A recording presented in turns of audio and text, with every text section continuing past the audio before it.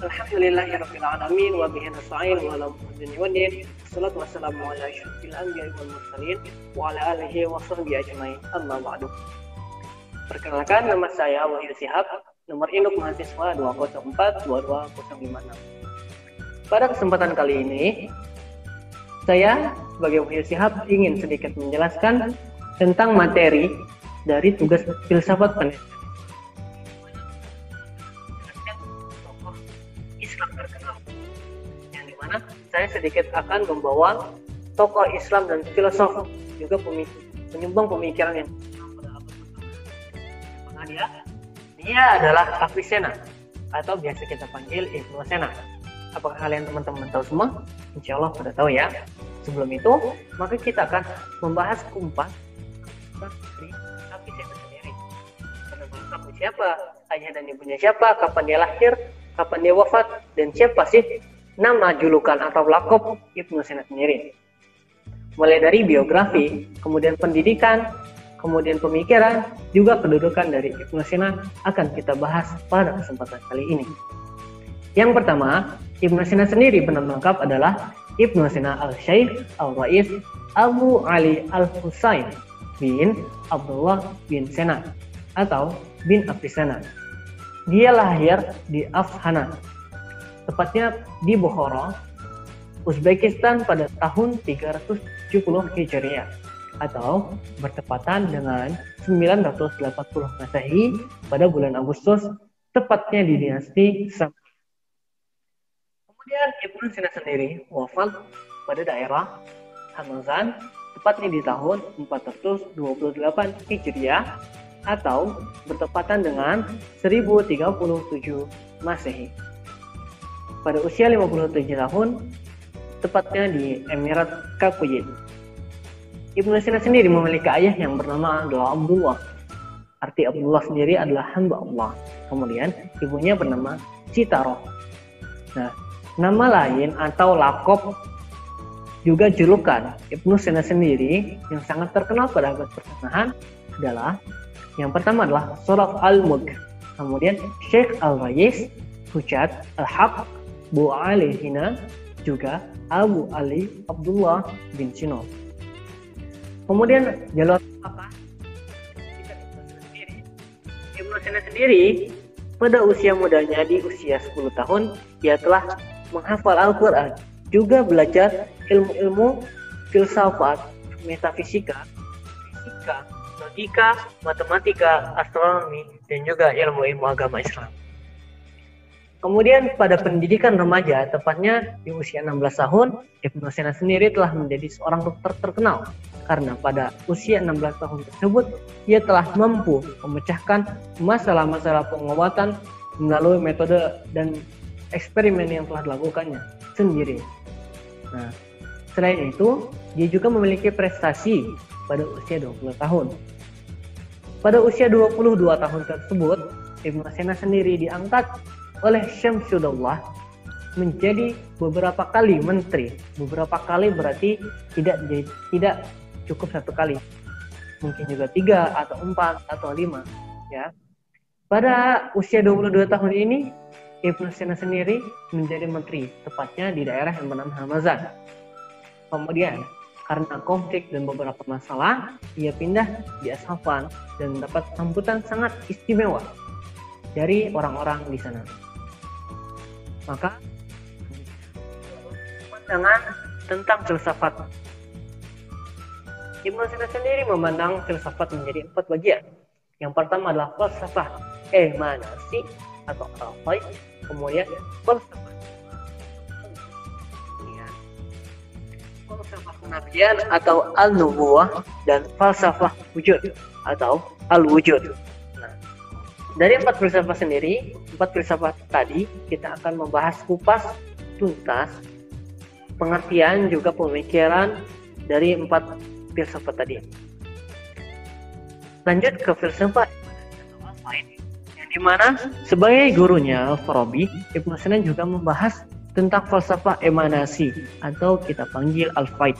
Kata al-faid sendiri menurut bahasa berarti al-juryan atau al-sa'i bisuhullah, yang artinya adalah mengalirkan sesuatu dengan tertumpah atau dengan mudah. Nah, menurut filsuf, teori emanasi sendiri adalah suatu melimpah yang pada dasarnya terjadi dalam bentuk tunggal dan bertingkat secara mekanis dan determinis, yang pada akhirnya melahirkan alam yang beraneka ragam. Dari yang tunggal pertama lahir kemudian tunggal kedua menjadi suatu kesatuan yang pertama dan akal. Nah, kemudian yang filsafat kedua adalah filsafat jiwa atau al-nafs, yang dimana nafs sendiri merupakan salah satu kunci dalam kajian filsafat. Dalam kajian filsafat metafisika juga peran dalam proses berpikir dan memahami realitas untuk menghasilkan sebuah pengetahuan.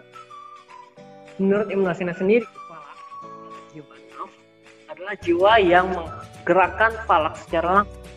Secara al-akal hanya menggerakkan falak dari jauh. Al-akal sendiri yaitu adalah tetap atau permanen karena sebab ia terasingkan dari benda falak tersebut. Sedangkan jiwa berhubungan langsung dengan benda falak tersebut. Dan pada akal itu ada suatu hal yang disebut adalah al-khair, atau dalam bahasa Indonesianya adalah kebaikan. Karena kebaikan inilah yang menjadi tujuan dari falak itu untuk mencapai kesempurnaan dari dirinya sendiri. Kemudian yang ketiga adalah falsafah kenabian, atau dalam bahasa Arab adalah an-nubuwah. Falsafah kenabian sendiri adalah suatu sikap seseorang yang secara sadar dengan jiwanya mampu memiliki roh tinggi, yaitu dengan mukjizat yang bertujuan untuk mengajak manusia untuk meninggalkan suatu kemusyrikan. Karena ada kalanya Tuhan menganugerahkan kepada manusia akal dan material yang besar sehingga kuat, yang menurut Ibnu Sina sendiri adalah bernama al-hads, yang dimana al-hads sendiri adalah daya daripada akal material yang sangat kuat sehingga latihan mudah dan dapat berhubungan dengan akal secara aktif, agar akal sendiri menerima cahaya dan wahyu dari Tuhan. Dan inilah bentuk akal tertinggi menurut Ibnu Sina karena dapat diperoleh dari namun akal ini hanya terdapat pada jiwa-jiwa kenabian atau terdapat kepada para nabi-nabi terdahulu. Kemudian falsafah yang keempat adalah falsafah al-wujud. Al-wujud sendiri adalah wujud yang membuat tiap orang atau membuat setiap esensi yang dalam akal mempunyai kenyataan di luar akal tanpa wujud dan makna esensi. Karena tidak besar dan sifat wujud esensi yang telah ada pada tersebut. Yang terpenting adalah mempunyai kedudukan di atas segala sifat. Nah, Ibnu Sina sendiri memiliki pemikiran dalam suatu jiwa atau dalil yang kemudian ia bagi menjadi 4 macam, yang dimana 4 macam tersebut memiliki keistimewaannya tersendiri. Yang pertama adalah dalil alam kejiwaan, atau dalam bahasa naturalnya adalah natural psychology. Kemudian yang kedua adalah dalil aku, yang dimana dalil tersebut adalah dalil tentang kesuatuan dari gejala dari kejiwaan tersebut. Kemudian dalil ketiga adalah dalil kelangsungan, atau bisa kita sebut sebagai continuitas. Dan terakhir adalah dalil orang terbang, yaitu adalah orang tergantung di udara. Nah, selain itu, Ibnu Sina sendiri memiliki pemikiran lain tentang esensi, yang kemudian ia bagi menjadi 3 esensi dengan gabungan atau wujud. Nah, esensi-esensi seperti apakah dari pemikiran Ibnu Sina tersebut? Yang pertama adalah mumtana, yaitu adalah sesuatu yang mustahil dan berwujud. Kemudian adalah al-mu'min, yaitu sesuatu yang mungkin berwujud dan juga mungkin tidak berwujud dan kemudian berwujud. Kemudian yang ketiga adalah wajin al-wujud, yang dimana esensi wujud, tetapi esensi ini pasti dan mempunyai wujud dan atau esensi dan wujud satu. Nah, setelah kita membahas tentang biografi dan pemikiran-pemikiran dari Ibnu Sina sendiri, kita akan membahas sedikit tentang buku-buku yang telah dibuat dari pemikiran Ibnu Sina sampai sekarang bisa kita rasakan. Karya-karyanya sendiri adalah kemandirian menurut veter dari Dominic Recadillo yang telah menyelidiki beberapa karya Ibnu Sina dalam esai The Biography Avicenna. Sedikit dari beberapa buku dan pemikiran Ibnu Sina akan kita bahas melalui 4 pembagian. Yang pertama, bukunya yang bernama adalah Al-Sifat, yang dimana buku tersebut adalah buku filsafat dan yang terpenting dan terbesar dari Ibnu Sina sendiri, karena terdiri dari 4 bagian secara langsung, yang dimana 4 bagian tersebut adalah bagian-bagian penting dalam suatu pemikiran. Di antaranya adalah logika, fisika, matematika, metafisika, yang dicetak dengan cetakan batu di Teheran pada tahun 1905.